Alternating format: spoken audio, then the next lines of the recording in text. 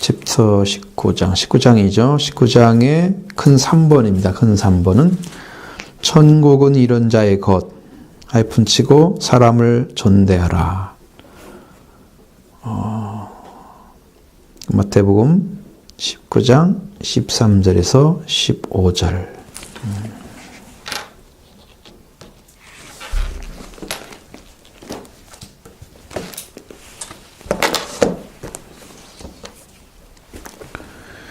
자, 13절부터 15절의 말씀을 같이 읽겠습니다.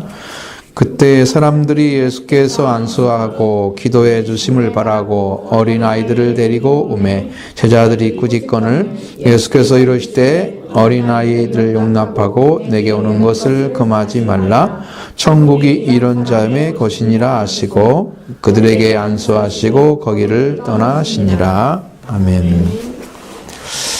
자, 결혼 생활에 대해서 말씀을 하셨죠? 앞에서는. 그리고 예수님께 결혼 생활에 고귀한 그 열매가 뭐겠어요? 아이들이죠. 그렇죠? 아이들입니다. 그리고 그들을 축복해 주시는, 이게 연결이 되어 있는 거예요. 흐름이. 작은 1번에서 보겠습니다. 작은 1번. 제자들이 꾸짖거늘. 이 말씀은 제자들이 어린아이들을 꾸짖었다. 그런데 주님은 어린아이들을 축복하셨다. 정반대죠. 너 오지마. 이렇게 했는데 예수님은 와서 복을 빌어주는 거예요. 그렇죠? 정반대죠. 그러니까 우리 신앙은 생활은 영접하는 걸 잘해야 돼요. 영접하는 것을.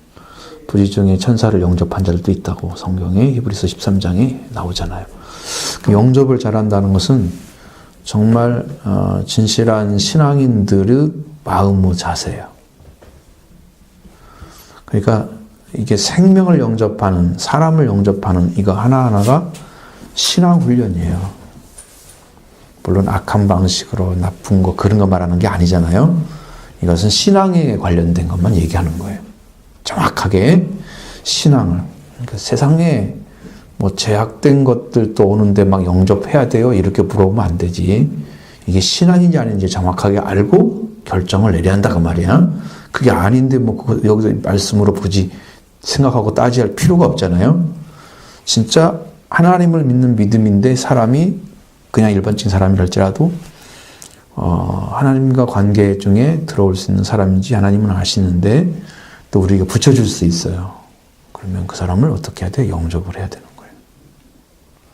근데 영접하는 것이 상당히 어려운 시대가 됐어요, 지금은. 사람들 만나는 게 쉽지가 않고, 신뢰하는 것도 쉽지가 않고, 그렇잖아요. 범죄인도 많고, 이게 믿으려고 하는 사람들, 하나님 앞에 겸손하지 않고, 또 불량한 사람들, 또 교회에 불이익을 주려고 오거나 아니면 자기 이익만 받으려고 오거나 뭐 그런 게 많기 때문에 모든 사람을 영접한다는 말은 안 맞아요. 지금 시대는 안 맞고, 예전에는 교회에 오는 사람들 그래도 선량하고 뭔가 필요해서 뭐 도움을 조금이라도 주더라도 정말 감사하게 여기고 이랬었거든요. 지금은 교회 와서 돈을 뜯는 사람도 있어요. 그냥 공짜로 달라고 하는 사람도 있고. 여러분 주일에 몇 번 경험했었잖아요. 근데 지금은 안 오잖아요. 왜? 이 교회 가면 먹을 것이 없다. 그러니까 안 오는 거예요. 그런 사람 영접해서 뭐 준다고 해서 그게 무슨 상이 되겠어요? 그렇죠? 물론 본인이 줘서 하나님을 믿는 믿음으로 딱 드린다고 하면 상이 될 수 있어요. 이것은 내가 주님을 대접하지 대접했어, 이 사람을. 그런 관계는 될 수 있어요. 근데 여러분이 신앙이 아니고 인간적으로 봤을 때 아니다 싶으면은 그건 상이 될 수가 없는 거예요. 그러니까 그냥 신앙의 방식으로 믿는 마음을 가지고 대접하는 것은 나쁜 방식으로 할지라도 그 사람과 상관없이 내가 준 게 되기 때문에 나는 주님이 기억하신 바 되는 거죠. 그래서 상을 줄 때, 혹은 다른 사람 대접할 때 나를 대접할 수 없는 사람을 대접하라고 성경에 누가복음에 보면 나와 있어요. 왜냐하면 그 사람들이 갚을 것이 없기 때문에 너에게 상이 된다고 말씀하고 있습니다. 그래서 장애인들 할 수 있으면 힘이 없어 아니면 뭐 돈이 없어가지고 갚을 수 없는 사람들에게 가서 하라. 그렇게 나와 있거든요.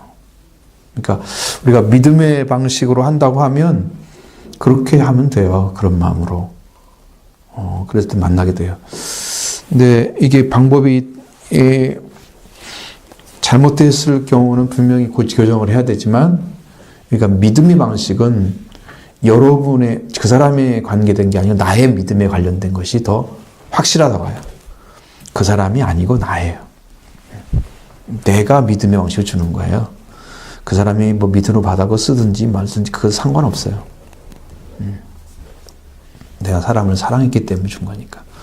그런 의미에서 이게 영접하는 것은 거의 모든 사람에게 가능하다고 보는데 그렇지 않은 경우도 상당수가 있다는 것을 좀 말씀드린 거예요. 그리고 당시의 사회적인 분위기는 여러분 지금은 어떨지 모르지만 어린아이에 대한 태도가 당시 사회적인 분위기는 아주 아이들을 무시하고 비인격적으로 대했습니다. 아주 무시하는 거예요. 애들은 가 있잖아요. 애들은 오지 안 돼. 이렇게 아주 격리를 시키거나 아주 인격이 없는 존재로 딱 그냥 쳐서 너는 여기 올 때가 아니야? 이렇게 해버리는 거야. 그럼 아이들이 어떤 느낌 들어? 응? 그냥 괜히 처음부터 이제 인격적이지 못하게 대접받는 거야. 그러면 그 아이가 신앙적으로 서겠어. 무슨 인간관이 바르게 서겠어. 사회적인 어떤 것을 맛을 보겠어. 사람들에 의해서 이렇게 만들어지는 관계가 안 만들어지겠죠. 그런 사회야, 사회 자체가. 그 제자들도 그러고 있는 거지. 제자들도. 지금은 아이들을 그렇게는 안 보죠. 상당히 중하게 보죠. 그러니까 유치원도 많은 걸 보면 그게 그 정도로 사람을 가르치고 하는 것에 대해서 비중이 굉장히 커졌단 말이에요. 국가적으로나 사회적인 면에서. 그러니까 그게 아주 가능한 거죠. 지금은 어린아이 태어나면 거의 유치원을 보내잖아요. 우리는 유치원이 있는지도 없는지도 몰랐어요. 자랄 때는. 아예. 상당히 시간이 질러서 생긴 거라 좋은 유치원 다니는 사람들은 굉장히 부자들이었고 그런 시대인데 주님은 우리가 보다시피 주님의 심정은 어떠냐면 아주 보잘것없는 사람도 사랑으로 영접하는 분이었어요. 자기한테 오기만 하면 다 받아주셨어요. 그러니까 일반적인 사람들이 바라보는 시각이 아니에요. 예수님은. 어린아이도 영접을 하는 거예요. 받아들이는 거죠. 그래서 상한 갈 때도 꺾지 않는다고 그랬잖아요. 여러분 갈 때가 거의 상하면은 그건 바람이 불면 바로 넘어져요. 그냥 힘이 없어요. 원래 상하지 않아야 바람이 불어도 안 넘어지고 다시 일어나고 이러는데 상이 부리면 바람이 불면 꺾어져요. 그냥 끝난 거야 생명이. 그런 생명 같은 우리 인간들을 예수님은 끝까지 사랑하시잖아요. 넘어지지 않기를 붙들어 주시기 위해서 그런 사랑의 마음으로 사람을 보던 것인데 그게 예수님의 사랑인데 그런 마음을 가지고 바라보느냐는 거죠. 사람의 생명을. 예수님 안에 세워진 생명의 가치는 모든 사람이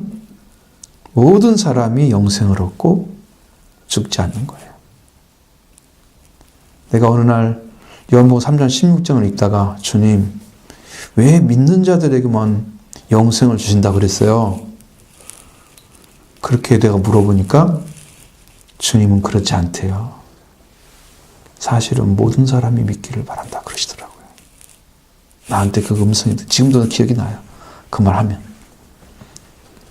주님은 모든 사람이 살아서 멸망받지 않기를 원한다고 말씀하셨어요. 그러니까 얼마나 사랑이 크시고 은혜가 크시고 능력이 많으신 분인가를 그냥 말씀 속에서 이미 흘러 넘치고 있어요. 이미 넘치고 있어요. 그러니까 이 은혜를 안 받을 수가 없는 거예요. 사실 믿기만 하면 다 받게 돼 있어요. 이것이 마음에서 받아들이냐 안 받아들이냐 이것 때문에 차이가 너무 큰 거죠. 그러니까 우리가 믿는다고 하지만 믿어드리는 것을 잘 못해요. 마음에 들어와서 오신 그 주님을 그대로 믿는 것을 잘 못해요. 그러니까 그게 감지도 안 되고 늦어지지 않으니까 이게 구원이라는 게 내한테 오질 않는 거예요. 그러면 그 원인이 뭐냐 그러면 원인은 간단해요. 사모하지 않기 때문이에요. 마음에서 주님을 사모하는 사람에게만 은혜를 베풀어 주시지 원하지 않는 자에게 주는 법은 없어요. 가만히 있는데 주님이 구원을 줘가지고 천국에 갔다? 이런 사람은 없어요. 없어요. 혹이나 옛날에 20세기의 사도라고 했던 썬다신 같은 사람은 인생이 너무 고달파가지고 마지막으로 하나님이 계시다면 나에게 좀 나타내달라고. 나는 그렇지 않으면 내가 죽을 거라고. 그렇게 하다가 진짜 하나님을 만났거든요. 그래도 하나님 찾았잖아요. 네가 그렇게 한다면 내가 나타나요. 주님 나타나셔서 그를 구원해 줬어요.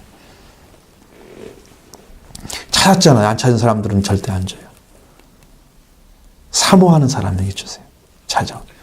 사모해서 말씀이 들어가서 받아지면 그 다음에 구원을 시켜요. 사모함이 없으니까 믿어지지가 않고 믿어지지가 않으니까 구원이 안 돼. 이게 연결이 논리적으로 딱 돼 있어요. 그러니까 여러분 마음속에서 어떤 중심을 가지고 하나님을 받아들이겠으며 받아들이는지를 여러분이 보세요. 시간마다 사모하고 그를 그리워하고 기대하고 있는지 대망하고 있는지 잘 보세요. 보면 알아요. 본인이 내 심령 안에서 정말 주님을 바라고 받아들이기를 원하고 있는가? 라는 걸 알 수 있잖아요. 자기는. 그렇죠? 말하지 않아도 알잖아요. 그것을 계속 한 사람이 은혜를 받아요. 그냥 주님이 계신 것 같기도 하고 안 계신 것 같기도 하고 이런 상태는요. 구원 안 와요. 그것이 짐벌과 갯벌과 같은 존재라고 말해요. 아시죠? 진창 같은 거. 물이 있는 것 같기도 하고 없는 것 같기도 하고. 물은 계속 있는데 차고 넘치지가 않잖아. 그 쓸모없는 땅이 돼버린단 말이야. 그럴 것 같은 존재야. 영적으로 살아나지 못하는. 성도들은 지금 은혜를 계속 받아야 막 성장해야 될 지금 그런 단계에 막 올라와야 되는데 이 말씀을 받지를 못하고 있는 거니까 성장이 안 되고 있는 거지. 막 그런 막 뛰고 지금 확 타올라고 막 있어야 되거든. 영적으로. 응? 자, 그렇게 돼야 됩니다. 근데 주님이 이렇게 어린아이를 영접하는 걸 보면 천국에서는 아주 미미한 생명이라도 가치를 인정해 준다는 거예요. 천국에서는. 이 땅에서는 어린아이 작은 것 여깁니다. 세상에서도 올바른 복음이 전해지면 여러분 이 복음이 전해지는 교회가 가치가 있는 교회거든요. 근데 큰 교회가 가치가 있는 교회입니다. 세상에 볼 때는. 우리 노예라는 존재도 큰 교회가 중심입니다. 다. 왜냐하면 이것도 하나의 관리 체계이기 때문에 그런 거예요. 돈이 필요하잖아요. 그러면 큰 교회는 상회비를 많이 내요. 그러니까 상회비를 많이 내니까 노예에다가 많은 공헌을 하는 거잖아요. 그러니까 사람들이 저는 큰 교회고 공헌도 많이 하고 노예에 지대한 영향을 주시니까 저런 사람들은 교회가 올라가겠죠? 조그마한 교회는 상위부터 조금 내요. 영향이 별로 없어요. 그러니까 안 되는 거지. 근데 천국에서는 안 그래, 천국에는. 그래서 여러분, 예수 그리스도가 양과 염소 비유할 때 보면, 염소에 대해서는 지극히 작은 자에 하지 않으면 내게 하지 않은 거다. 그렇게 말씀하시죠. 근데 양에 대해서는 지극히 작은 형제에게 한 것이 곧 나에게 한 것이다 그랬어요. 형제 중에서 지극히 작은 형제에게. 그러니까 예수님은 지극히 작을지라도 그 속에 계셨던 거죠. 그 생명 안에 계신 주님이 주님을 대접하는 것을 주님이 보신 거예요. 그래서 그를 형제라고 그랬고 그 형제를 영접하는 것이 나를 영접하는 거다. 그래서 사람의 생명 안에 아무리 작게 보여도 그 생명 안에 주님이 계시면 버리면 안 되는 거죠. 그 생명은 예수 그리스도와 같은 가치를 가지고 있는 거예요. 근데 이런 생명관이 있어야 돼요, 우리한테는. 성령만이 주실 수 있는 거예요. 말로 뭐 이쁘게 한다고 해서 되는 게 아니고 이 안에 있어야 되는 거예요. 말씀으로 와서 있어야 이것이 이루어집니다. 여러분도 그렇게 영접을 해야 됩니다. 그런 관계에 말씀하시는 거예요. 그래서 천국에서는 주님이 보시기에 우리가 보기에 다르게 어린아이 같이 미미한 존재도 가장 중요한 존재의 가치로 인정을 하고 있는 거예요.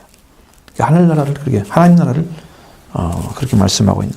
천국 백성의 가장 가정 윤리는 뭐냐? 가장 그와 같이 사랑의 가치 위에 형성되어야 한다는 거예요. 어린아이도 그런 가치 위에 세워져야 돼요. 그러니까 이렇게 가르치면 이건 어린아이를 가진 부모가 배운다면 이 말씀으로 그의 생명을 딱 세울 수 있잖아요. 그럼 어마어마한 일이 벌어지게 가정이. 왜냐하면 이 말씀에 세워지니까. 이 사람들, 가정 나도 말씀에 쓰고 아이도 말씀에 세워지고 생명의 가치를 인정해주고 존중해주고 그러면 이 아이가 크면서 어떤 인격적인 삶이 되겠죠. 그럼 내가 인격이 형성돼서 다른 사람도 인격적으로 대할 줄 알아요. 멋진 사람이 되는 거죠. 훌륭한 그릇으로 만들어지는 거예요. 작은 2번 천국이 이른 자의 것이다. 것이니라. 천국이 이런 자의 것이니라. 천국은 아이들처럼 순수하고 순종하는 자들의 것이다.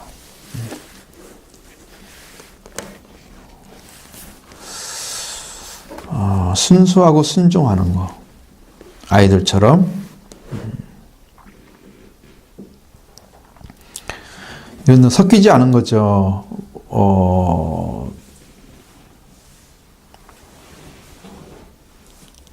예수님께서는 이런 천국이 이런 이들의 것이다 그렇게 말씀한 게 아니고 이런 자의 것이다 그렇게 말씀하셨어요.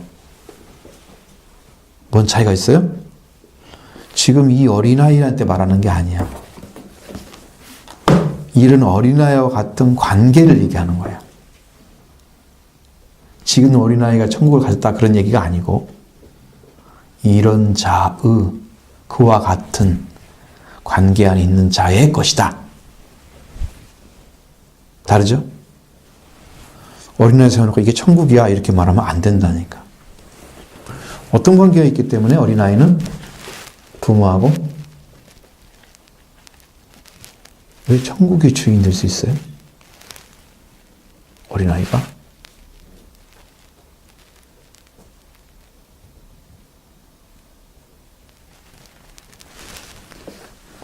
자기 부모에게 전적으로 의지하고 순종하기 때문에. 그렇지. 부모에 대한 자세겠죠?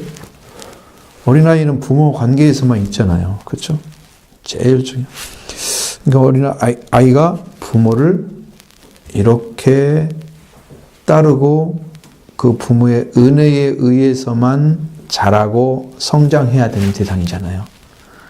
그러니까 부모가 주는 건 100% 맞는 거고, 부모를 위해서 이렇게 마음을 쓰는 것은 부모를 향한 그 마음은 정직하고 올바르고 거짓이 없는 거예요. 그래서 순수하다고 하는 거죠. 그렇게 순수하게 부모를 받들고 있는, 그리고 순종하는 그러한 자처럼 하나님께 대해서 그런 중심을 가지고 있는 자들의 것이 자의 것이다 그 말이에요. 그럼 여러분도 하나님을 그렇게 생각하십니까? 거짓 없이 믿고 있습니까? 의지합니까? 정말 아무것도 애누르지 않고 100% 의지하고.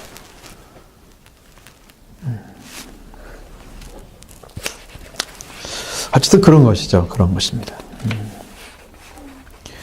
근데 이런 자의 것이라는 의미는 어린아이와 같은 자의 것이다. 그런 것이잖아요.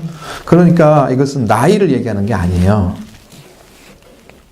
그와 같은 관계 안에 있는 자라는 말씀이죠. 나이. 그런 거 아니고, 나이가 어려야만 되는 것 아니고, 성품과 기질. 그런 것. 그 다음에 비중 같은 거 어디에 두느냐. 이런 것들이 잘 맞아야 되는 것이에요. 어린아 같은 기질과 성품으로 이렇게 들어갈 수 있는, 하나님에 들어갈 수 있는 그 하나님을 의지하고 그런 관계 안에 들어가 있는 자들이 천국을 가지게 돼요. 그럼 천국에 입성이 가능한 거예요. 그런 사람들은. 여러분 마음속에서 하나님을 그렇게 사모하고 사랑하고 이 땅에서 받들고 살아가고 또 그 나라를 요구하고 이루어지기로 하고 그의 필요한 것들에 대해서 내가 충성스럽게 감당하기를 구하고 하나님 나라를 먼저 구하는 이유는 하나님의 통치가 이루어지기를 원하기 때문이에요. 그 하나님을 왕으로 모신 사람들이 기도를 드리는 거예요. 하나님의 나라와 먼저 구합니다. 하나님의 의를 먼저 구합니다. 그렇게 하는 거예요. 그래서 이렇게 그래서 어린아이를 제자들이 지금 못할 때 어떻게 해요? 꾸짖었다 그랬잖아요. 심하게 지금 뭐라고 아직 심하게 한 거죠. 신경질적으로 대한 거예요. 어린아이들 접근할 때. 제자들은 싫은 거야. 그러면 예수님 같은 성품이 아니고 육신의 성품 그리고 그때 시대의 어린아이를 대하는 태도가 그 제자들한테 똑같이 들어있는 거지. 그런 사고가 하나도 안 바뀐 상태로 그대로 있는 거예요. 예수님을 따라가도. 이게요, 이 말씀은 다 영적인 거잖아요. 그러니까 이게 영이 오면 이가 이해가 되고요. 여기에 영이 안 오면 이해가 안 돼요. 항상 남의 것이에요. 진리가 내 것이 안 돼요. 이 문제가 이제 상당히 심각한 문제죠. 자, 그래서 어린아이를 그렇게 대하고 제자들은 무엇보다도 구태의연한 그런 인습, 어린아이나 여자들을 무시하는 당시 사회 분위기, 그 인습이잖아요. 구태의연하게 그냥 옛날부터 해왔던 거, 그냥 흐름이 똑같으니까 뭐 아무 문제 없어 라고 인식이 되어 있는 거죠. 그런 대로 그렇게 하는 거예요. 그래서 예수님께서 그렇게 하듯이 아이들을 친절하고 온화하게 존대하는 그런 마음으로 맞아야 되는 그런 자리에 제자를 세우는 거예요. 제자들을. 그 다음에 작은 3번 저희 위에 안수하여. 지금 뭘 하냐 예수님께서 나이는 어리고 지적인 발달이 미진한 그런 상태에 있는 어린이 아이들 할지라도 하나님께서는 그들의 인격을 인정하시고 그들에게 안수하여 축복하기를 기뻐하신다는 거예요. 여러분 꼭 훌륭한 사람이고만 축복해주고 기도해주는 게 아니에요. 어린 아이도 복을 빌어줘야 돼요. 축복을 받아야 돼요. 그래서 여러분이 이제 회개에 대해서 우리가 생각하면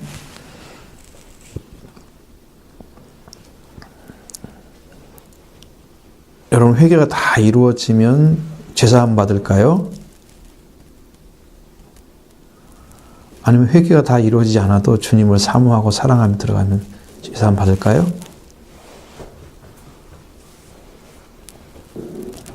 회개를 했더니 제사함만 주실까요? 아니면 주님을 엄청 사모해도 주시나요?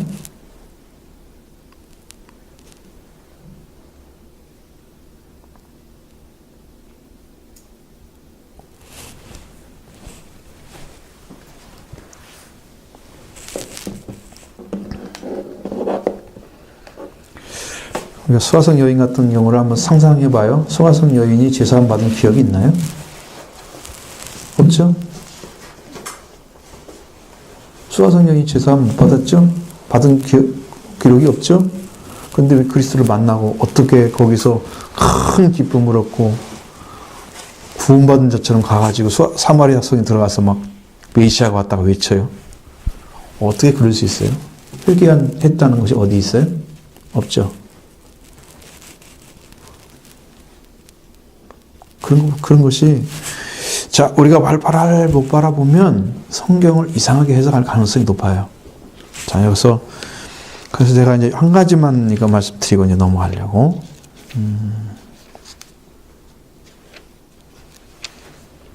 너무 우리가 회개라는 쪽에 치우쳐져 있는 부분이 얼마만큼 잘못되어 있는가, 그거에 무엇을 회개하는 것인지에 대해서.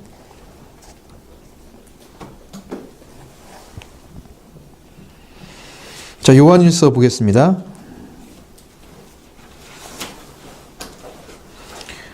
1장 5절부터 7절에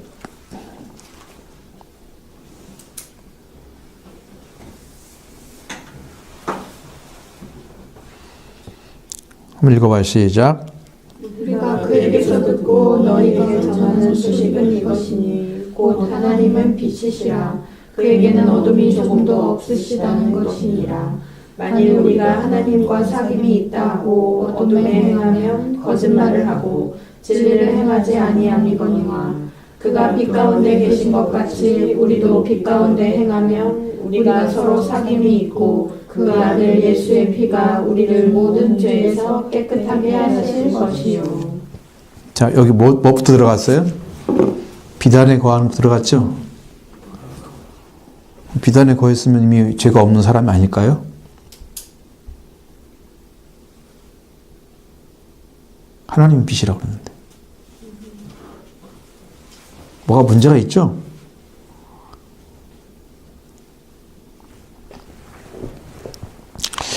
자, 하나님과 사귐이 있다고 그래요. 그러니까 빛 가운데 들어가야 돼. 진리를 행해야 되잖아요. 만약에 진리를 행한다. 빛 가운데 계신 것처럼 우리도 빛 가운데 행하면 우리가 뭘 해요? 예수님과 아버지와 사귐이 있다 그랬고, 그 다음 뭘 해줘요? 그 아들 예수의 피가 우리를 모든 죄에서 깨끗하게 하죠. 죄사함이 뒤에 있잖아요. 그 여러분의 열정이라는 거, 예수님을 향한, 하나님을 향한 열정이라는 거, 회개에서 오는 게 아니에요. 그를 사모하면서, 더 열심히 찾는 데서, 꾸준하게 그걸 의지하고 나가면서 그 복음을 받기 위해서 충성스럽게 하는 그런 중심에서 오는 거예요. 그러니까 여러분 열정을 가지세요.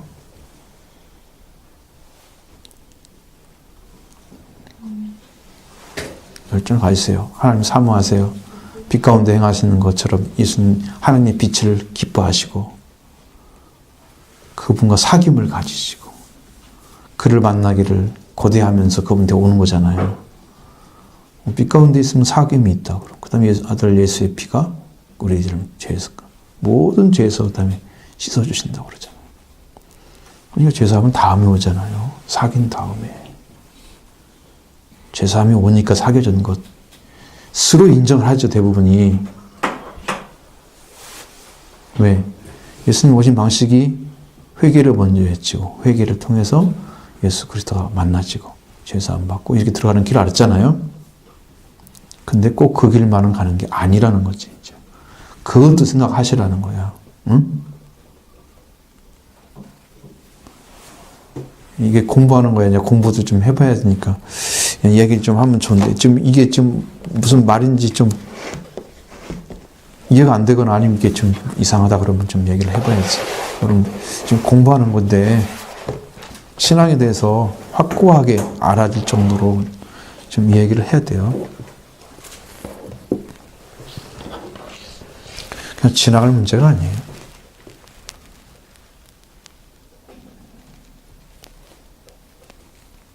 아주 좀 혼돈스러울 수도 있어요. 이런 것들이, 이런 식으로 이제 공부를 말씀드리면.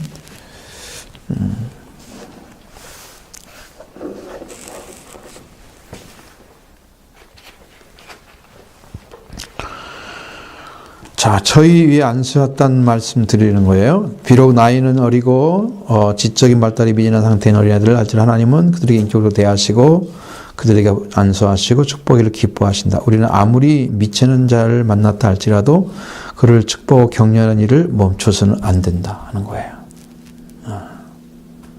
아주 좀 너무 적고 잘 못 알아듣고 그렇게 해서 아니 사람은 좀 나이가 먹은 것 같은데 말도 못 알아듣고 이런 사람이 있을 수 있잖아요. 인격적으로 대해줘야 돼요. 네가 못 알아듣으니까 내 마음대로 말도 되고 그래도 얘는 이런 걸 인식 못하니까 괜찮아 이렇게 해서 나오면 안 되지. 그런 사람일지라도. 그래서 우리는 복을 위해서 부름받은 존재예요. 베드로전서 나오죠. 왜? 나는 복을 전해주기 위해서. 복을 전하는 자로서 우리는 부름받았어요. 일단. 그것이 아주 중요한 역할을 하는 거예요. 그럼 사람의 관계를 여러분 잘 하시는 의미가 아시겠죠? 우리가 그러한 자의 위치에 있는 자를 대접하면 바로 나는 그렇게 작은 자 가운데 계시는 주님을 대접하는 게 되니까 내가 상을 받는 거예요. 생명을 사랑했기 때문에 사랑하는 자로 내가 살고 있기 때문에 나는 그것이 주님께 증명이 된 거예요. 주님 나를 인정해 주세요. 너는 그런 자를 사랑하고 있었다. 그러니까 완전히 생명관이 바뀌어진 진짜 믿음의 사람이라고 생각하시는 거예요. 주님이 받으시는.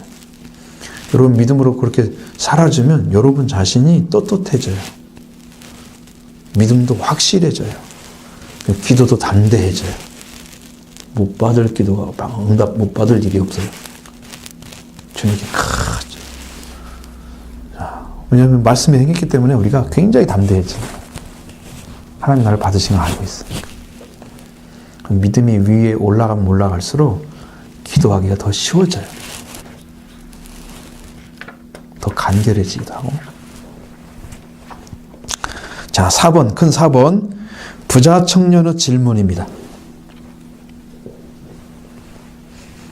부자 청년의 질문. 마태복음 19장 16절로 22절.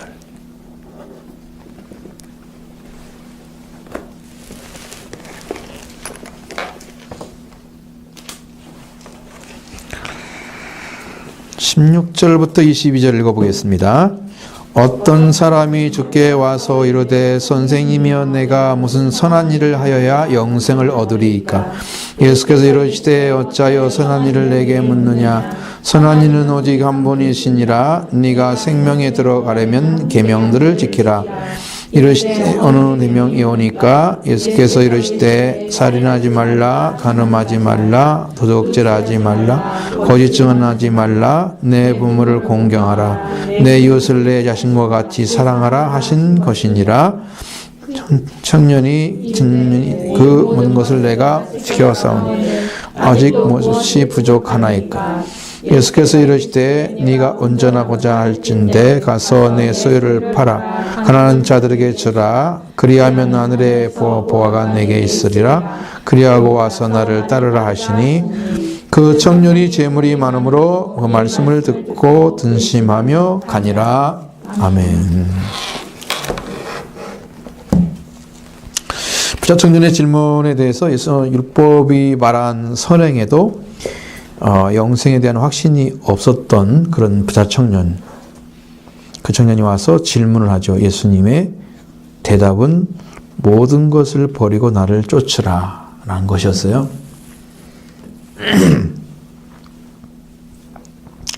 그리스도를 사랑하고 그에게 의지해서 그와 비교되는 모든 것은 하찮게 여기는 행동 원칙에서 나오는 것입니다. 자, 여러분 예수 그리스도를 의지하는 사람이 예수 그리스도보다 더 귀하게 여기는 것, 더 사랑이 있으면은 주님이 그걸 싫어하세요. 합당하지 않아요. 적합하지 않아요. 여러분 땅도 적합한 땅이 있어요. 땅의 열매를 맺기 위해서 거기 적합한 품종을 골라서 더 심잖아요. 우리 주님도 여러분이 따라올 수 있는 사람에게 귀를 기울이고 거기에다 심어줘야 되겠죠. 거기다가 은혜를 입혀야 되겠죠. 그런 인격에다가 주님의 형상을 만들어 줘야 되겠죠. 아니게다 보니까 회개도 잘 않고 말씀에 진실하다고 거짓된 것도 너무 많은 사람이 그냥 말만 앞세우거나 행동만 하려고 막 하거나 인간적인 것도 너무 강해서 열정이 너무 풍부하거나 말씀에 귀 기울이는 게 너무 약한데 한쪽은 약하고 한쪽은 좀 강하고 이런 이렇게 약간 치우친 사람들은 이건 회개하지 않고는 입혀주면 안 되는 거야. 근데 그런 사람들이 주로 목회자인 사람도 많더란 말이죠. 왜냐하면 주님에 대한 열정은 있는 것 같고 교회에 대한 열정이 있는 것 같은데 하나님에 대한 열정이 없는 거야. 하나님 편 쪽에 안 서 있고 사람 편에 서 가지고 교회를 하고 싶은 거야. 그래서 목사 된 사람도 있어요. 여러분들은 신학교를 가면 다양한 각색의 인간들을 다 만나게 될 겁니다. 저 사람도 그 목사가 될 수 있을까라고 생각하는 사람들도 여러분 눈에 띌 수가 있습니다. 신학교 가면. 아주 다양한 사람들을 만나죠. 지금은 더 그렇습니다. 왜냐하면 신학생들이 요즘 나이들이 많이 먹었습니다. 세상에 실패하고 온 사람도 있고 세상에 실패해서 온 사람들 하다 안 되니까 이건 다른 거 없다고 주님을 위해서 일해야 되겠어. 그리고 이제 적고 그건 당신이 왜 신학교 왔어? 누가 보냈어? 스스로 온 사람도 있습니다. 교회 하려고. 어떤 생각을 가지고 있는지 아세요?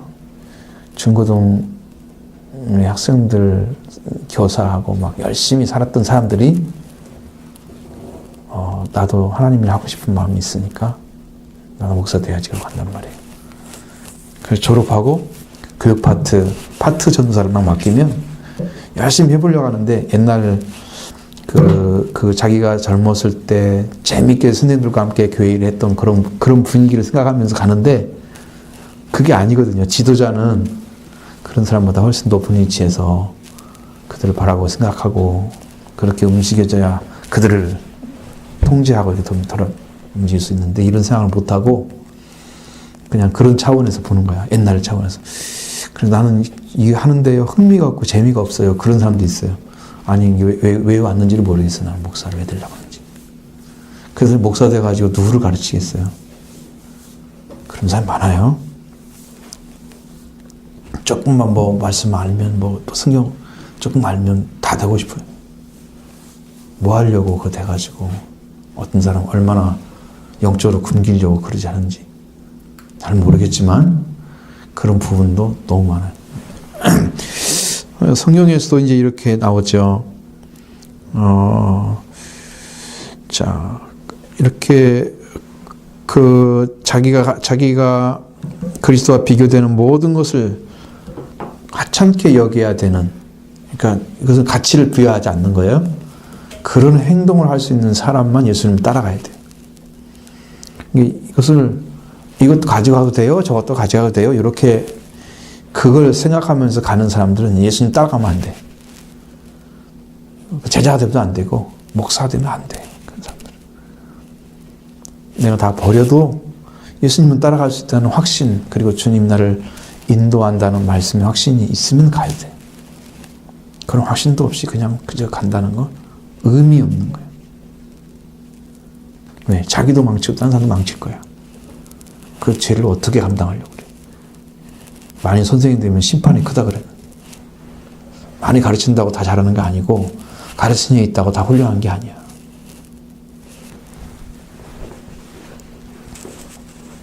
가르칠 줄 알아야 되고 가르치는 위치에 서야 되는 말씀이 있어야 돼. 그래서 그게 중요한데, 자, 이렇게 하는 것이 예수 그리스도를 온전히 따르는 것입니다. 그렇게 갖춰진 사람이. 그러나 그 모든 사람, 그리고 모든 소유를 팔아서 가난한 자들에게 준다 해도 그리스도에게 나오지 않는다면 그것은 스스로 섬기며 그리스도를 따르는 것이 아니다 하는 거죠. 그래서 우리 섬김의 원칙은 모든 소유를 팔아서 가난한 자에게 줄 수 있겠습니까? 그리고 예수님 따라가라면 따라가겠습니까? 그 사람이 지금 가장 급한 것이 뭐냐면 어떻게 해야 영생을 얻겠습니까? 라는 가치였어요. 어떻게 해야? 무엇을 어떻게 하지? 무엇을 해야 돼요? 그러니까 지금 영생이 급한 거잖아요. 그러면 예수님이 제시한 방식대로 따라가야 되겠죠. 네가 계명을 지켰냐? 물어보면 어떻게 해야 돼요? 계명 이런 걸 지켰냐? 그럼 뭐라고 해야 돼요? 선한 스님이라고 불렀을 때 예수님은 싫어했죠. 선한 스님은 한 분밖에 없다. 딱 그렇게 하죠. 선이라는 것은 인간에게는 없다는 걸 얘기하는 거예요. 그렇게 본질적으로 하나님께만 있는 거예요. 세상이 바라보는 선의 가치는, 하나님이 주시는 가치는 구원의 가치예요. 세상이 바라보는 선은 도덕적인 가치예요. 사람들에게 뭐 이렇게 도와주고, 착한 일 했네, 그러잖아요. 그런 가치를 말하는 게 아니에요. 그래서 사람이 할 수 있는 선이 없어요. 오직 선을 할 수 있는 방법은 생명을 존귀케 여기는 그런 자리에 서 있는 사람만 선을 따라갈 수 있어요. 선을 행하는 것도 불가능해요. 예수님은 어찌한 나를 선하다 하느냐? 선한 분은 오직 한 분이니라. 딱 막았죠? 그러면서 네가 생명에 들어가려면 계명들을 지키라, 그렇게 말씀하셨어요. 그러니까 자기는 뭐라 그래요? 무엇을 지켰대요? 어느 계명이냐고 물어보잖아요. 그래서 좀 얘기를 해줬잖아요.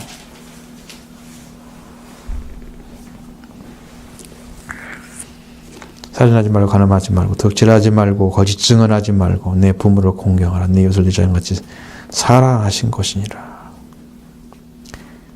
청년이 말하는 것은 이 모든 것을 내가 지키었사온즉 아직도 무엇이 부족합니까? 라고 물었습니다.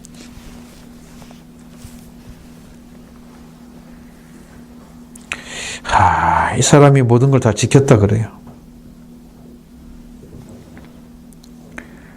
그래 보세요. 그러면 작은 1번을 보겠습니다. 부자 청년의 영적 상태를 살펴보겠습니다. 부자 청년의 영적 상태, 작은 1번. 여기 이제 1번, 이제 큰 4번에서 작은 1번이에요.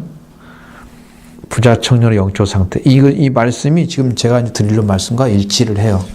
2번 반복하게 되니까 그렇게 하지 말게요. 그런 의미가 없잖아요. 2번 반복하는 힘들지. 그래서 20절에 내가 이 모든 것을 지켰다고 얘기합니다. 그러면서 무엇이 부족하냐고.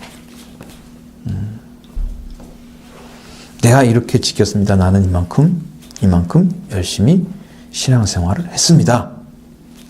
그런 말이겠죠. 나는 말씀 지키며 살았습니다. 그렇죠? 자기가 지킨 것에 대해서 인정받기를 바라고 있는 거예요. 그러니까 이 정도면 예수님 따라갈 수 있겠지라고 생각한 거예요. 그러니까 자기가 생각하는 신앙의 수준이 예수님의 수준과 똑같은 위치인지를 알고 있어요. 이 사람이. 그러니까 무엇이 부족하냐고 그러잖아. 나 이만큼 지켰으면 그거 다 지켰는데요. 무엇이 부족해요? 굉장히 잘하고 있는 것처럼 그렇게 자기를 이제 과시하는 거죠.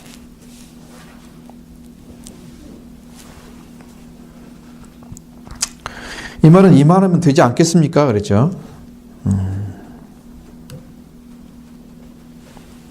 세상에 살아갈 수 있는 모든 여건을 다 갖춘 사람이, 이 사람은 돈도 다 있고 신앙생활도 엄청 잘한다고 생각하고 부족함이 없도록 살아온 거죠.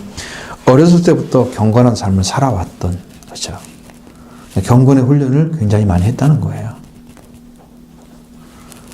경건해야 되죠. 육신의 훈련은 안 되죠. 근데 경건한 훈련을 해왔던 것인데 율법과 계명들에 대해서 그가 생각했던 것은 이해가 아주 많이 부족하다는 거예요.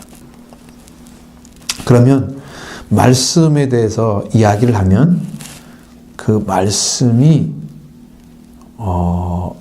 이루어지면, 그러니까 자기가 지킨다는 것은 이루어야 되는 그 말씀을 제대로 지켰다고 하면 자기가 어떤 자리에서 어떠한 삶을 살아야 되는지에 대한 것까지도 알아야 돼요.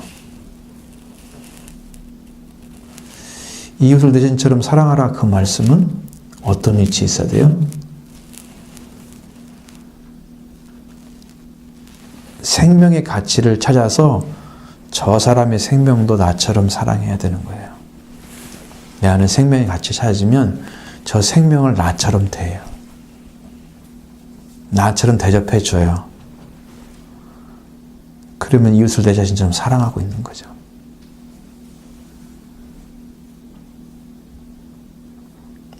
이게 마음을 안 열고 말씀을 들으면 이 말씀이 다 위선처럼 보여요. 아, 지도 못하면서 남 얘기하고 있어. 이렇게 막 욕을 해요. 근데 말씀으로 배워야 되나입니다. 그의 사고방식은 뭐냐면 당시 율법주의자들 있잖아요. 바리새인들. 그런 사람은 율법관과 동일한 것입니다. 그냥 보이는 데는 다 지키는 것이죠.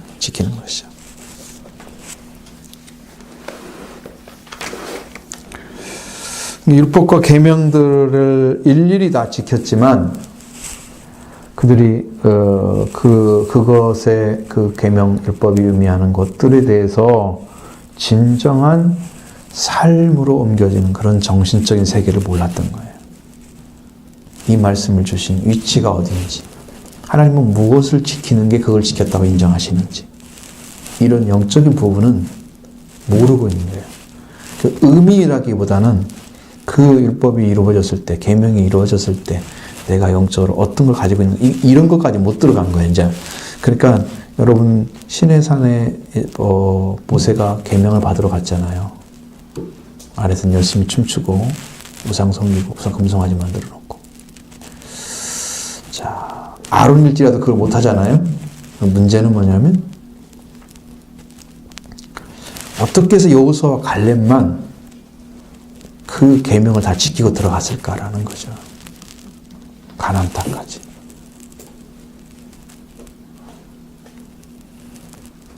힘든 거죠, 그게. 힘든 것입니다. 40년 동안 그 자리를 지켜서 믿음을 떠나지 않고 구원에 떠나지 않고 예수 그리스도와 함께 살아간 거예요, 영적으로. 그런 위치를 지키고 살아간 사람이에요. 그래서 그들에게는 계명이 이루어졌어요. 이웃사랑의 계명이 완성된 사람들이에요. 그러니까 천국에 들어간 사람들은 그게 다 완인 사람들이에요. 적어도 여호수아 갈렙처럼 그 이집트에서 나와서 가나안 땅까지 직선할 수 있는, 살아생전에 2명밖에 없고 모세도 못 들어갔잖아요. 못 들어갔어요. 네, 율법이 안 이루어지기 때문에. 모세는 율법의 대표이지만 율법은 계명이 최고잖아요. 최고의 계명 10계명인데 그 말씀을 이룬다는 것은 그 말씀이 이루어지면 하나님 사랑과 이웃 사랑이 완성되는 위치예요. 영적으로. 최고의 위치에서 하나님을 사랑하고 이웃 사랑하는 삶을 가지고 있는 사람들이 율법을 이룬 사람들인데 그 여호수아 갈렙은 그걸 이룬 사람들이에요. 모세는 탈락을 했잖아요. 거기서. 하나님이 버리진 않았잖아요. 버리진 않고 죽었는데 가나안 땅을 바라보다 죽은 거지. 느보산에 올라가가지고 하나님께 그에게 소망을 주신 거죠. 사명 감당에 대해서.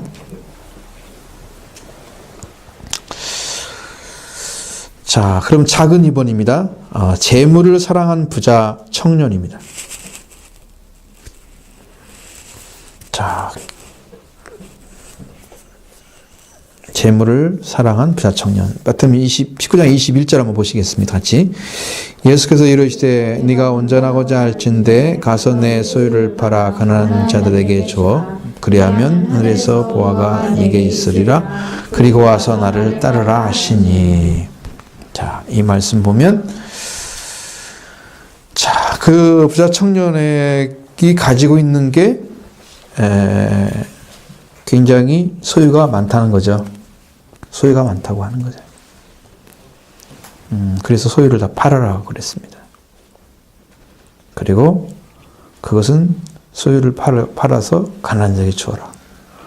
네, 부자들이 가지고 있는 것은 부자들이 가난한 자에게 주지 않기 때문에 부자들이 부자가 되는 거예요. 그 돈이 많은 사람들은 돈을 가지고 있기 때문에 돈이 더 많아지는 거예요. 가난한 사람은 돈이 없기 때문에 돈을 벌 수가 없어서 돈이 좀 가난해지는 거예요. 당장 쓰고 살 돈이 없어. 하루살이 하는 거지. 하루 벌어가지고 하루 사는 사람 있잖아요. 노동자들, 농민들 다 그런 사람들이잖아요. 힘든 사람들이잖아요. 이제 그냥 뭐 반년 정도 심어가지고 한번 걷어내서 돈 좀 벌고, 그 다음에 또 농사 열심히 지하고 또 좀 벌고 이러잖아. 가난한 사람들이잖아. 그러니까 부자들은 가난한 자들에게 나눠줘야 되는 거예요. 하나님의 세계는 그런 세계였고, 우리가 사도행전에 보면은 부자나 가난한 자는 다 같이 와가지고 딱 모아가지고 내 것을 내 것이라 하지 않았잖아요. 공편지죠. 근데 그게 믿음의 세계에서 자기 걸 자기가 자기 것을 자기 것이라 이렇게 하지 않을 그러한 나눔을 할 수 있는 위치는 이웃사랑이 완성되지 않으면 불가능한 거예요. 그래서 가난한 자에게 주는 게 부자는 할 일이에요. 왜? 부자 또 어떤 부자한테 갖다 주면 안 되잖아요. 무슨 의미가 있겠어요, 그게? 가난한 자에게 줘야죠. 힘든 자들에게 힘이 될 거거든요, 그게. 응? 그 다음에 두 번째로는 분을 갖다가 가난한 자에게 줘야만 자기가 관리를 하지 않아도 되죠. 부자들은 돈을 관리하느라고 얼마나 많은 생각과 시간을 낭비해요. 돈 관리하잖아. 빌려준 돈도 있으면 이자도 얼마 받아야 되고, 종무한테 시켜가지고 야 오늘 이자 받는 날에 너한테 가져라. 이거 해야 될 거 아니야. 다 주인에서 나오는 거야 이게. 어떻게 그 사람들한테 맡기겠어요 돈을? 안 그러면 그걸 자기가 다 관리를 해야 돼. 오너들이 뭐 큰 그룹의 오너들이 다 올라올 거 아니야. 그러면 자기가 최종적으로 자기가 결정하는 거지. 이렇게 돈이 이렇게 들어오고 이렇게 해서 이렇게 됐습니다. 쫙 보면서 그럼 브리핑은 딱 나오면 이건 어떻게 하라. 부자들이 얼마나 신경 써요. 어떤 부분에 이렇게 했는데 돈이 많이 이쪽에는 잘 됐는데 이쪽은 안 됐습니다. 이 분야는 어떻게 할까요? 개정해야 될 거 아니야. 또 이것을 생각해야 되나. 보통 사람들이 하겠어요? 생각을 많이 해야 되나. 연구도 많이 해야 되나. 그냥 못해 일을. 그러면 부자들은 그 관리하느라고 생각과 이 마음이 전부 거기 가 있는 거야. 그러니까 신앙을 어떻게 신경을 써? 가난한테 줘버렸으니까 부자한테 싸울 일도 없고 부자한 관계가 없으니까 됐고, 가난한 사람은 그냥 썼으니까 자기들 뭐 나한테 갖다 줄 것도 없잖아. 이제 가난한 자들이니까. 그럼 나한테 안 갚아도 돼? 다 줘버렸잖아. 이 사람은 이제 거기에서 딱 숨을 쉴 수가 있는 거야 이제. 그렇게 하고 네가 할 수 있는 것을 관리할 수 있는 것들을 다 털어내고 그리고 와서 날 따르라 이 말이야. 그러면 하늘에 네 보화가 있을 거야. 너는 졌지만 앞에서도 그렇잖아요. 어린아이가 따르는 것처럼 상이잖아요. 그것처럼 그 가난한 자에게 나눠줘 가지고 그것이 하나님이 기억하신 바 된다고 하면 무엇을 했기 때문에? 생명을 대접했기 때문에. 생명을 대접했기 때문에 보화가 되는 거란 말이에요.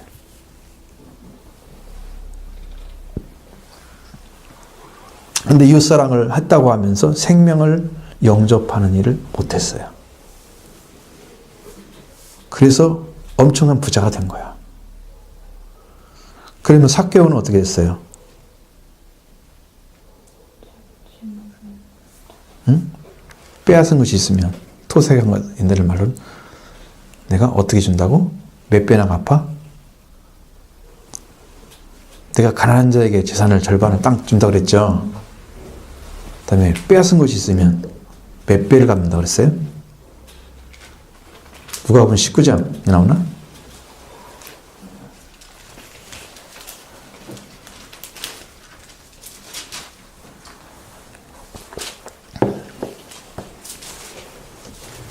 네 갑절. 4배죠. 4갑절이면 우리나라 대어로. 자, 이렇게 해가지고 자기가 돈 가난하게 다 줘버렸지. 빼앗은 것은 다 갚았지. 그러면 돈이 남겠어요, 안 남겠어요? 거의 없을 것 같죠? 이게 왜 그걸 줄 수가 있을까요? 돈을 번 거에 대해서 이 사람은 정말 욕심이 가진 게 아닌 것 같아요. 욕심이 있으면 내놓을 수가 없잖아요.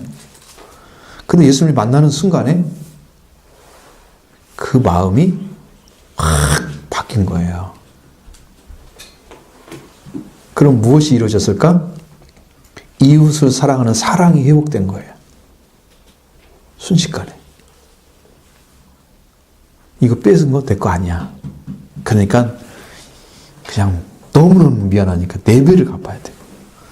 가난한 자들, 내가 부자니까 그 사람이 가난하지. 그럼 내 것을 다 털어 가난한 데 주고. 그렇게 해서 정상적인 사람이 된 거예요. 이렇게 이웃사랑이 회복된 사람이 아브라함의 자손인 거예요. 아브라함의 자손은 엄청난 축복을 받은 사람이에요. 영적인 위치를 지금 얘기하는 거예요. 그러니까 여러분도 신앙생활 할 때 이웃사랑이 회복되어져야 구원이 이루어진 거다. 하나님만 사랑한다고 막 교회 죽자살 다니는데 사람들 대하는 태도는 너무 인색하고 너무 돈을 밝히고 사람들 보기에 막 너무 의지하는 거죠. 의식을 하나도 안 바뀌면서 뭐 교회 다닌다고 이름을 같은 더럽히고 다닌단 말이에요. 가는 자를 돌볼 줄 아나. 사랑하지 않아. 이것은 말씀에 사는 것이 아니에요.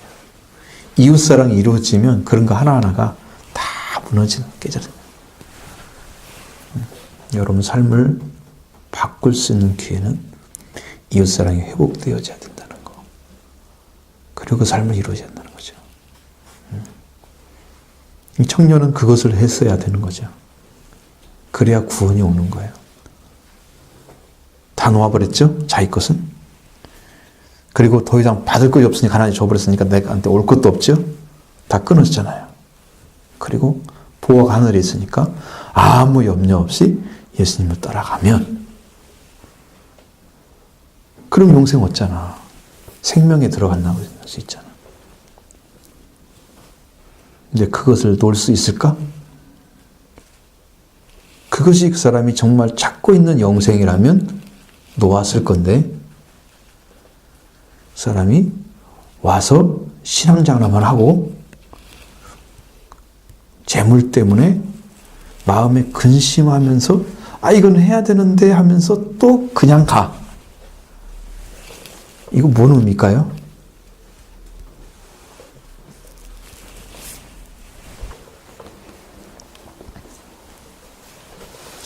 자, 그러면 돈은 어떤 역할을 해요? 여러분에게? 삶에서 어떤 역할입니까? 공부하는 거야, 지금. 돈 공부도 해야 돼, 돈 공부.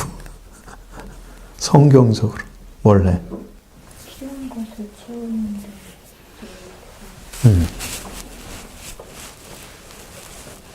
우리 삶을 위해서 중요한 역할을 하죠. 삶의 전체에 역할을 합니다. 자, 그런데 여러분이 돈에 대한 신앙인과 비신앙인의 가치관은 어떻게 다른가요?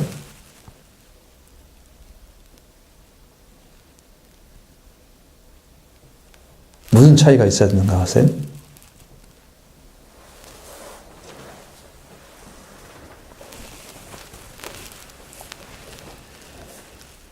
자, 돈은 행복의 조건이다. 몇 퍼센트나 행복의 조건입니까? 돈은? 전혀 아닙니까? 돈 없어도 됩니까?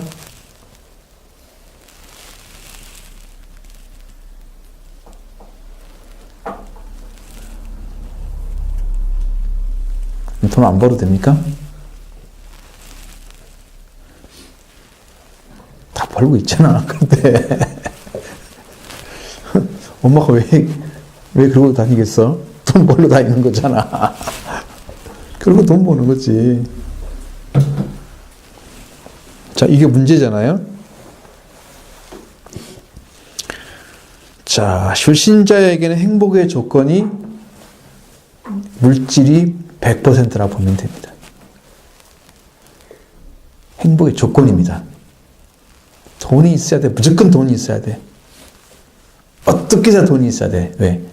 왜 그러냐면 사회적인 삶을 살아가려고 하면 사람들이 돈 있는 사람을 무시하지 않거든요. 그리고 위에 설 수 있습니다. 항상. 그리고 그걸 가지고 더 많이 벌 수 있습니다. 방법이 있는 거죠. 그래서 돈은 무조건 많이 벌어야 되고 많아야 돼.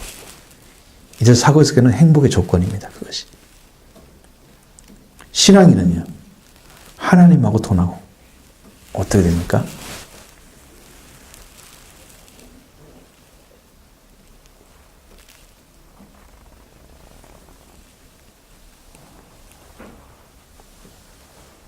응?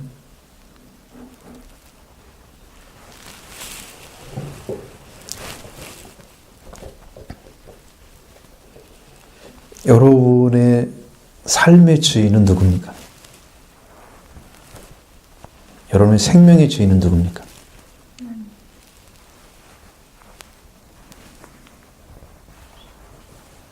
필요할 때만 하나님이고 실제적으로는 재물 아닙니까?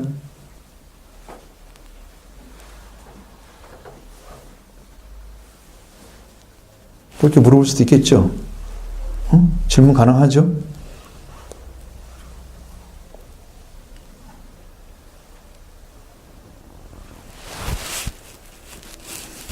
많이 생각하셔야 됩니다. 지금 여기서 마음에서 뭔가 생각이 바뀌어지지 않으면 우리는 물질관을 잘 못 잡습니다. 지금.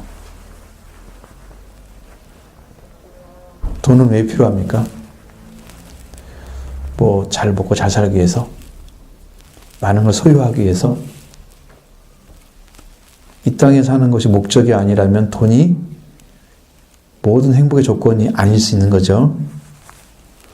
근데 이 땅에만 사는 것이 목적인 사람들은 돈이 행복의 조건이 되는 거예요. 그러면 내가 세상에 많이 치우쳐져 있다 그러면 하나님보다 물질을 더 요구할 것입니다. 그래서 하나님께 신부를 좀 해달라고, 나도 돈 좀 많이 주라고. 그래 기도하겠죠. 자기 목적을 위해서. 하나님 돈 심부름 해주는 분이에요. 그렇게 만듭니다. 한국교회는 기복신앙으로. 하나님이 우리 가정의 주인이 되셔서 우리를 관리하시고 우리의 필요함을 제공하시고 우리의 주인으로 다스려달라고, 통치해달라고. 이 통치권을 드림으로써 이 물질관이 세워져야 되는데 요구는 안 세워지고 자기가 관리하고 자기가 하는 데서 필요한 걸 하나님 채우라고 이렇게 해서 자기가 물질에게 지배를 당하는 삶이 되는 거죠. 그래서 주인이 바뀐 거예요. 물질로. 이 물질관을 깨뜨리지 못하면 결단코 하나님 믿는 게 아닙니다. 둘 다 겸하여 섬기면 큰일 납니다. 안 되거든요, 마음이. 한쪽에 치우쳐 있습니다. 무조건 물질도 중요해요. 돈도 중요해요. 이렇게 얘기하는 사람들은 하나님 잘 믿냐고 물어보면 대답합니다. 근데 물질에 치우쳐 있습니다, 그 사람들은. 봐요? 하나님이 제일 중요합니다. 그 다음에 재물이에요. 그렇게 얘기하는 사람은 하나님 편에 좀 치우쳐 있습니다. 조금 치우쳐 있을 뿐이지 물질도 중요시 여깁니다. 하나님만 있으면 됩니다. 물질이 없어도 돼요. 만약에 그렇게 대답하면 그 사람은 하나님이 다스려주기를 원하는 사람입니다. 당신 나의 주인 되어주세요. 인도해주세요. 가정도 내 삶도 내 사업도 다 주님 것입니다. 당신이 하세요. 그런 물질관이 오직 하나님의 영광을 위해서 쓰임받기를 원하는 것. 생명을 위해서 쓰이기를 원하는 것. 이 두 가지가 되어 있으면 정상적인 겁니다. 신앙.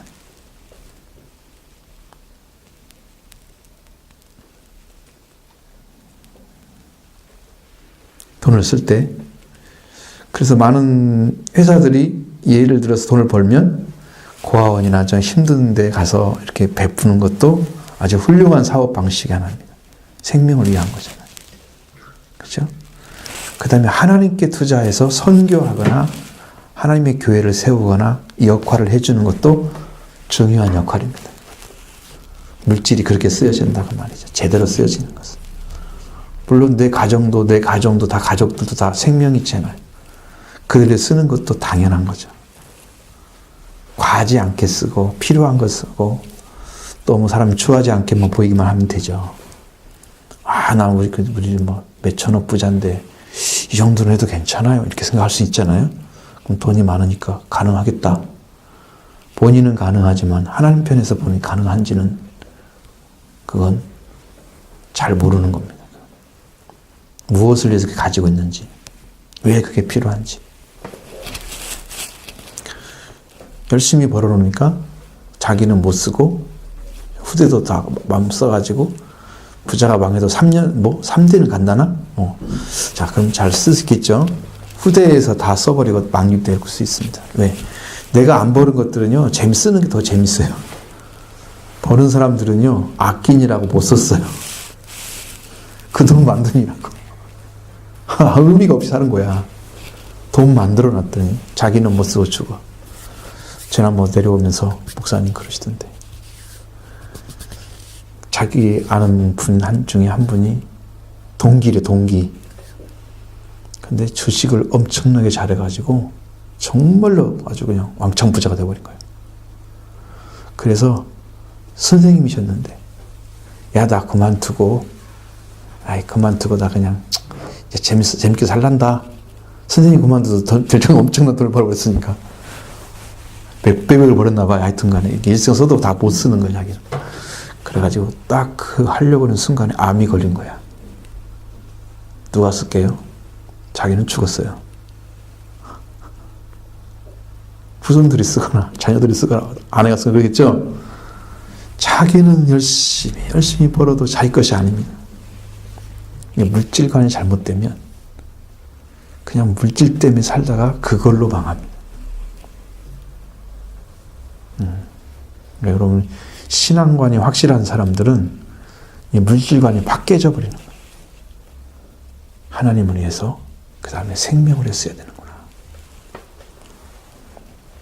이걸로 딱 정리가 된 사람들은 이 세계관이 하나님 보시기에 깨끗합니다.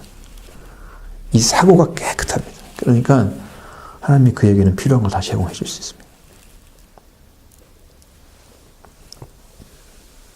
정직하고. 이 부분을 잘 생각하셔야 돼요.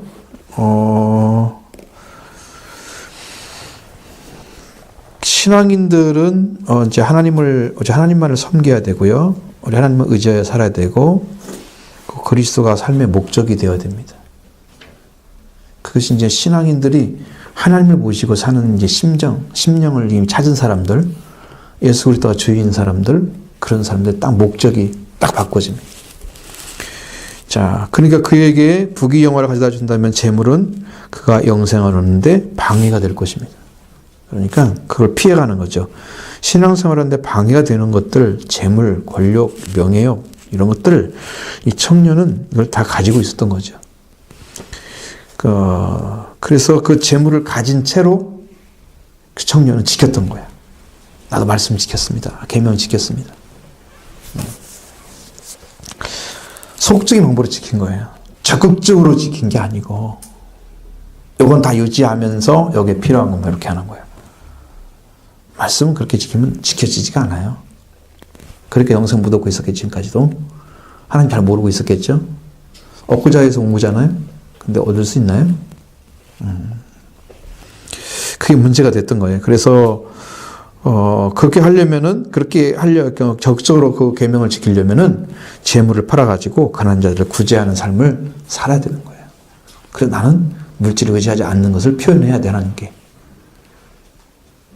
난 물질 의지하지 않습니다. 이게 나한테 준 거 다른 사람 위해서 주라고 한 것이죠. 그렇게 맡긴 거죠. 흘려보냅니다. 그럼 내 거 아니잖아요. 그러면 이 부자가 돼도 이 문제가 안 생기는데요. 이 부자가 된 사람이 자기를 축적해 놓으면 그게 문제가 생깁니다. 욕심이 욕심을 낳고 욕심이 죄를 낳고 죄가 굉장히 큽니다. 막 커져갖고 나중에 이제 멸망까지 가는 거죠. 자기를 지킬 수가 없습니다. 물질을 많이 가지고 있습니다. 그러니까 하나님 외에는 다른 것으로 구원이 없는데 그 사람은 그것도 힘으로 삼고 있기 때문에 마음의 생각이나 이런 것도 다 갈라져 있고 중심을 쓰는 것도 갈라져 있고 생활도 다 갈라져 있고 무엇 때문에 바빠요? 그러면 돈 때문에 바쁜 거야. 그 관리 잘하려고. 회사에 있는 사람이 회사를 위해서 일하는 거 당연한 거잖아요. 관리를 하나님께 청하는 것이 좀 힘든 일이죠.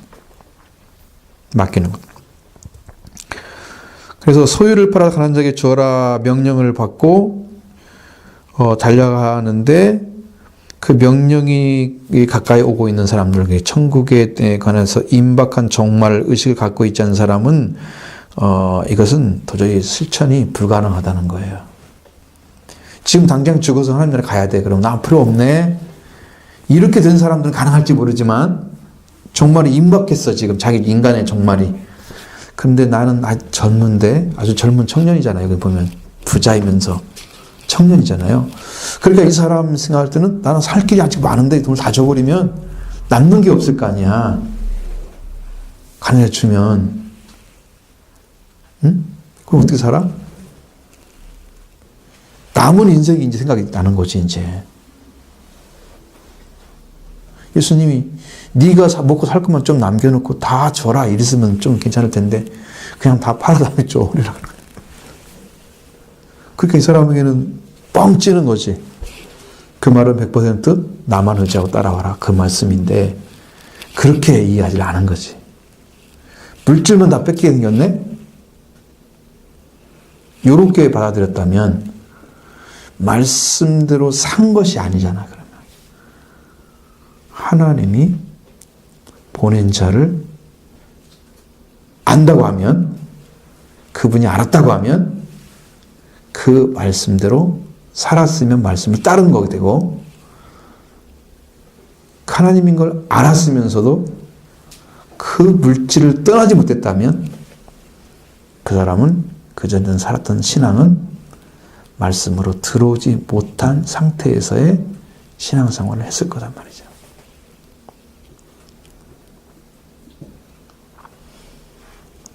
어떤 차이 나는지 알죠?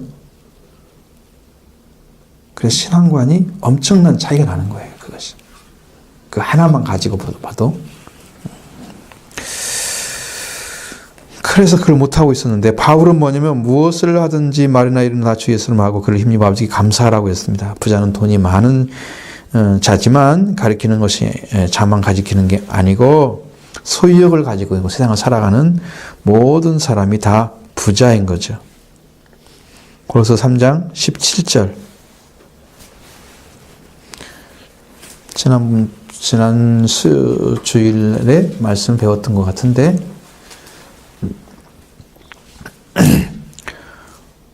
무엇을 하든지 말에나 이래나 다 주 예수 이름으로 하고 그를 입어 하나님 아버지께 감사하라. 말을 할 때도 일을 할 때도 예수의 이름으로 해서 그를 힘입어서 하나님께 감사하는 자가 되는 거예요. 근데 이것을 지금 본인이 해야 될 일이 뭐예요? 가난한 자에게 재물을 주는 거잖아요.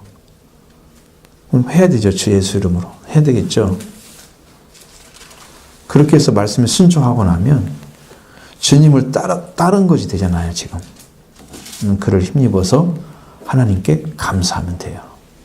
근데 그렇게 내려놓지 못한 거죠. 지금. 그래서 자, 마지막 3번, 작은 3번. 시간이 많이 갔네.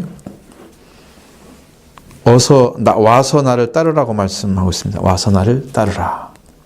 작은 3번. 가소유를 팔아서 가난한 자들에게 나누어 주라는 예수님의 명령은 궁극적으로 예수님을 따르는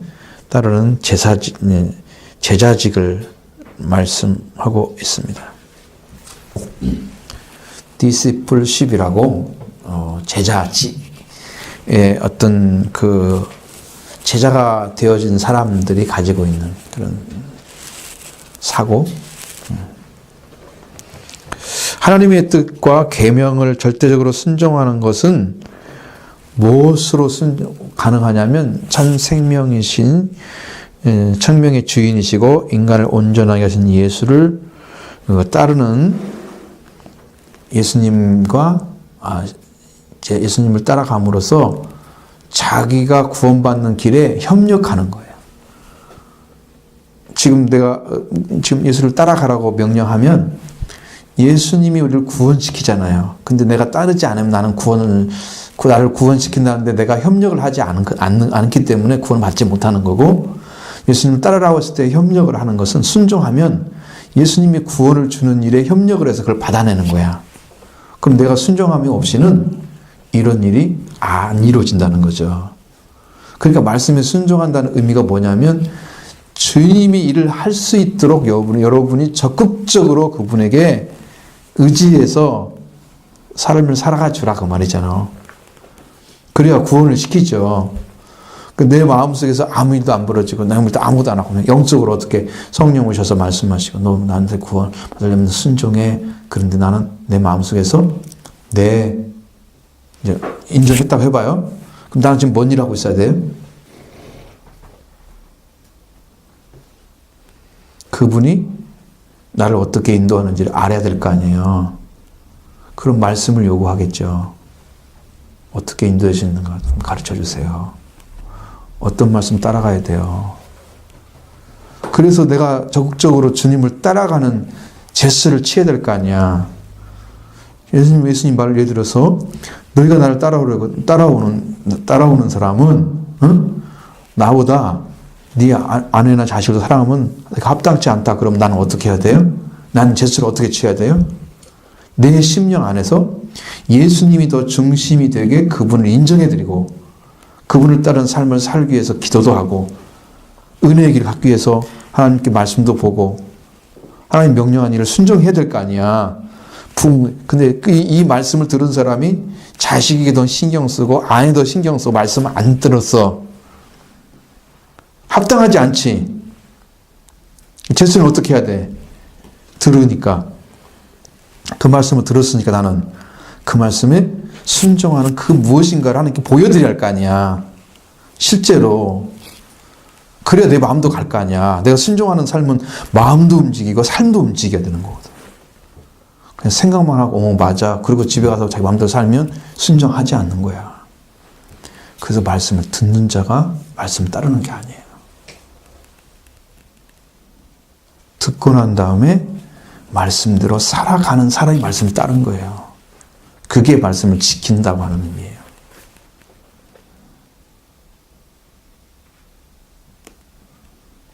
그러니까 뭐가 되든지 안 되든지 한번 해봐야 된다니까.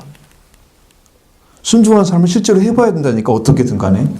그렇지 않고 하나님 말씀 따라가는 거야. 마음도 안 바뀌고 행동도 안 바뀌고. 그래서 예수님을 믿는 게 뭔가를 모르는 거야. 경험을 해야 알 거 아니야. 내가 행동을 이렇게 했더니 주님이 기뻐하시고 나에게 말씀도 주시고 나를 인도해 주셨어. 이렇게 증언할 수가 있잖아. 근데 아무 일도 않고 아무것도 안 한 사람이 말씀을 들었기 때문에 뭔 일이 벌어진다? 이런 건 가능하지 않아. 그건 신앙이 아니야. 야고보서에게는 그렇게 말하는 거거든. 야고보는. 근데 이 말씀 들었으면 이렇게 해. 실제로 해봐. 다르죠?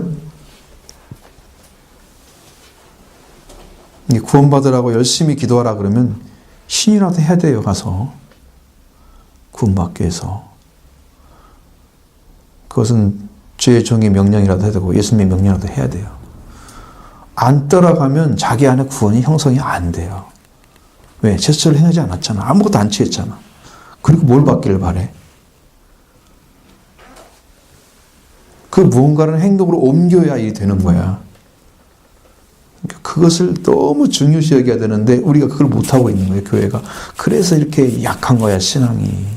영적으로 열어지지도 않고 말씀에 들어가지도 못하고 이렇게 약간 막 뭐랄까 어거진 상태, 탁 들어가지 못하고 막 이렇게 좀 약해진 상태, 이런 상태가 계속 지속되는 거야. 자, 그러니까 어떻게 할 거예요? 들은 말씀 어떻게 실제가 되도록 여러분 말씀에 협조하셔야 돼요. 순종하는 거죠. 순종하는 것이 협조하는 거예요. 그래야 주님이 구원을 이룰 거 아니야. 우리한테 와서 나는 생각만 하고 행동하지 않고 이러다가 그냥 시간이 지나갔네. 오늘 하루는 땡 이러고 간단 말이야. 안 되죠. 핸들 옮기기 바랍니다.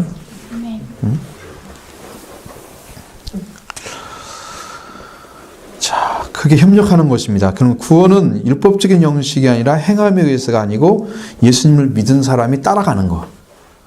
그러니까 예수님을 믿지 않고 따라가는 건 불가능한 거고 예수님을 믿으니까 따라가는 거예요. 그분의 의지에서. 그분의 말씀이 믿어지고 그분이 합당한 우리의 구주인 걸 알았기 때문에 내가 믿고 따라가는 거. 행함이 먼저다, 율법이 먼저다 이런 게 아니야. 율법주의가 되면 안 돼. 행동주의가 먼저 돼서 안 돼. 뭐뭐 행동해야 돼요. 그 말이 아니고 믿었기 때문에 내가 순종해 드리는 삶을 살아가 주는 거야. 알겠죠? 그런 의미예요. 지금 말씀 앞에서 전부 얘기한 것이 그런 얘기야. 응? 무슨 제철을 한다는 의미가 다 거기에 들어있는 거야. 믿었으니까 내가 따라가는 삶을 살아야 돼. 그래야 그분이 나를 알지. 너는 내 말을 들었더니 내 말을 따르고 있구나. 이걸 알 수가 있지. 저는 그냥 마음으로 믿고 있어요. 그렇게만 해갖고 안 된다니까. 네 마음은 내가 알긴 알았지만 너가 나를 따르지 않았어 라고 말씀하실 거예요. 너의 따르면 거짓이야. 그걸 분명히 여러분들 나눠서 드려야 되고요.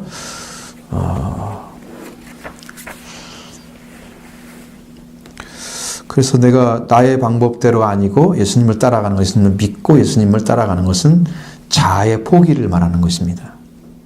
자아, 나라고 하는 존재에 스스로를 포기하는 것. 포기해서 내려놓는 것이죠. 그렇게 수반했을 때만 그분의 순종함이 되는 거예요. 포기해야 예수님을 따라갈 수 있어요. 내 생각이 여전히 존재하는 한 나는 예수님을 따르지 못합니다. 예수님을 따르면서도 내 생각이 먼저고 내 뜻이 먼저고 이렇게 이제 생각이 아주 조금 다르게 생각하면 그게 아무것도 아닌 것처럼 보이지만 여러분 아주 작은 것들이 문제가 생겨요. 대부분이. 신앙에서 여러분 큰 것은 다 순종하잖아요. 아주 작고 세밀한 그 부분을 순종하지 않기 때문에 안 이루어지는 거예요. 그래서 바울은 내가 있을 때나 없을 때에도 항상 복종하여 두렵고 떨림으로 구원을 이루라. 그래서 아주 작은 시간, 내가 혼자 있는 시간, 내가 혼자 삶은 시간, 교회 가서 말씀 배운 것도 아니고 내가 혼자서 삶을 꾸려가는 시간들 있잖아요. 그런 삶을 사는 시간 있잖아요. 그런 시간들을 귀하게 여겨야 되는 거예요. 그때도 내가 복종하고 떨림으로 항상 주님의 말씀이 딱 집중되어져 있고 마음도 있고 일하는 사람들은 좀 흩어질 수는 있어요. 그래도 마음의 중심은 항상 거기에 있어야 돼요. 마음의 중심은 흩어지지 않아야 돼요. 자, 여기만 읽겠습니다. 마태복음 19장 28절. 예수께서 이르시되 내가 진실로 너에게 이르노니 세상이 새롭게 되어 인자가 자기 영광의 보좌에 앉을 때에 나를 따르는 너희도 12부자에 앉아 예수를 절반을 심판하리라. 아멘. 자, 여기 이제 예수님이 말씀하신 거잖아요. 아직 우리가 읽은 건 아니죠. 그 다음의 것입니다. 이 보좌에 앉는다는 것은 뭐냐면 보좌는 왕자잖아요. 왕이 앉는 좌석이에요. 자리예요. 그 왕이 된다는 뜻이죠. 거기 앉으면. 예수님을 따라간다면. 예수님 따르는 자들. 지금 이 사람은 예수님을 따르지 않았기 때문에 그걸 들어가지 못한 거잖아요. 지금 여기 부자 청년은. 그러나 다른 사람에게 이렇게 해준다는 거예요. 다른 사람에게. 제자들한테 12부자에 앉아서 그러면 12 제자가 있었겠죠. 자, 12제자에 앉아서, 부자에 앉아서 오는 세상에 심판할 권세를 예수님과 함께 행사하게 만들어 준다는 거죠. 자, 권세를 얻죠. 말씀에 따른 사람들, 예수님 따라간 사람들이죠. 그리고 그렇게 약속해 주셨습니다. 하나님은 우리에게 왕권을 주셨다는 거죠. 우리는 왕권을 누리고 사는 복된 나중 생애가 남아있다는 거죠. 우리한테는. 지금이 끝이 아니라는 거예요. 부자 청년은 뭐예요? 내가 남아있는 생애가 있는데 내가 그걸 다 주라고? 근심했다는 것은 이제 그것이 이제 포함되어 있는 거예요. 자기 생각이. 근심하며 갔다는 것은 포기를 못한 거죠. 포기를 못했습니다. 근데 나중 생애는 이렇게 말씀하신 거예요. 예수님이 그 뒤에 쭉 얘기하잖아요. 부자가 천국에 들어가기 얼마 어렵다면 이게 쭉 얘기하면서 그럼 우리는 어떻게 되겠습니까? 이거 물어봤잖아요. 나를 따른 자는 이렇게 얘기하면서 예수님 28절에 이 말씀하신 거예요. 그 예수님 따라간 사람들이잖아요. 이 사람들이. 뭘 준다고요? 왕권을 준다는 거예요. 이것은 약속입니다. 근데 약속이라도 받아야 될 것이죠. 그죠? 내가 이렇게 예수님 따라서 예수님 나를 인정해서 나를 그 자리에 세우고 12 부자에 앉아서 심판하는 권세를 사용하도록 하시는 자리까지 여러분이 예수님 따라가야 된다는 거예요. 믿음으로. 확실하게. 응?